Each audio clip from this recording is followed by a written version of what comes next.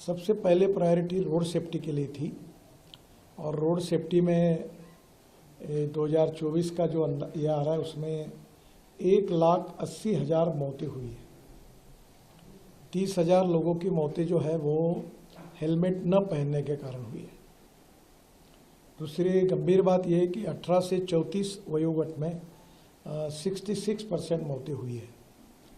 हमारे स्कूल और कॉलेज के सामने एग्जिट एंट्री पॉइंट में उसकी ठीक व्यवस्था न होने के कारण 10,000 बच्चों की मौतें हुई है।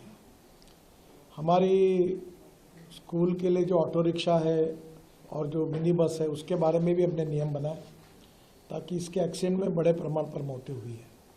तो पहली बात तो रोड सेफ्टी, इस विषय पर काफ़ी डिटेल में चर्चा हुई और ब्लैक स्पॉट्स को आइडेंटिफाई करना, रोड इंजीनियरिंग, ऑटोमोबाइल इंजीनियरिंग में हमने सुधार किए हैं और ड्राइवर्स के बारे में लेन डिसिप्लिन है। बाद में सिग्नल का कानून के प्रति आदर और सम्मान रखने के लिए ड्राइविंग लाइसेंस के न होने के कारण ऐसे भी लोगों ने गाड़ियां चलाई, उसके कारण भी करीब 3,000 मौतें हुई है।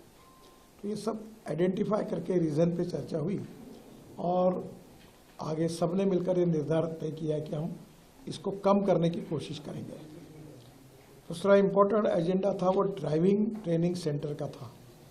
हमारे देश में 22 लाख ड्राइवर्स की कमी है और उसके ऊपर भी आज हमने एक नई पॉलिसी बनाई है और वो पॉलिसी जो है इस किताब में जो आपको देंगे तो ये भी चर्चा उसमें हुई। बाद में जब एक्सीडेंट होता है तो हमने एक नई स्कीम शुरू की है, कैशलेस ट्रीटमेंट, और एक्सीडेंट होने के बाद तुरंत 24 घंटे के अंदर जैसे पुलिस में इंफॉर्मेशन जाएगी तो डॉक्टर जो होगा उसको, जो पेशेंट एडमिट होगा उसको 7 दिन तक ट्रीटमेंट का खर्चा या मैक्सिमम अप टू 1.5 लाख रुपए हम तुरंत देंगे उसकी ट्रीटमेंट के लिए। बाद में हीट एंड रन विक्टिम्स जो है उसमें भी मृत्यु होती है तो हम 2 लाख रुपए देंगे। इसके साथ साथ ये कैशलेस ट्रीटमेंट में हमने पायलट प्रोजेक्ट कुछ राज्यों में किए, कुछ कमियां ध्यान में आई, उसको सुधार कर अब नए आदेश हम वितरित करेंगे और ये भी निश्चित रूप से उपयोगी होगा। IIT मद्रास ने एक अच्छा ऐप तैयार किया है जिसमें ट्रांसपोर्ट सेक्टर को एक प्रकार जो अनेक रिफॉर्म है वो सब उसमें आए हैं, तो उसको भी लॉन्च किया गया। हम सर्कुलेशन इकोनॉमी को प्रधानमंत्री जी ने बहुत प्राधान्य दिया है और इसलिए स्क्रैपिंग पॉलिसी, इसके बारे में डिटेल चर्चा हुई। अभी जो गाड़ी लेते समय जो रजिस्ट्रेशन फ़ी होती है उसमें अगर आपके पास स्क्रैपिंग सर्टिफिकेट होगा तो नई गाड़ी खरीदते समय आपको 50% यानी 50,000 रुपये की सहूलियत देने की योजना है। उसके साथ साथ जो मैन्युफैक्चरर है उन्होंने 1.5 से 3% तक कॉस्ट में अगर सर्टिफिकेट हो तो वो भी सहूलियत देंगे।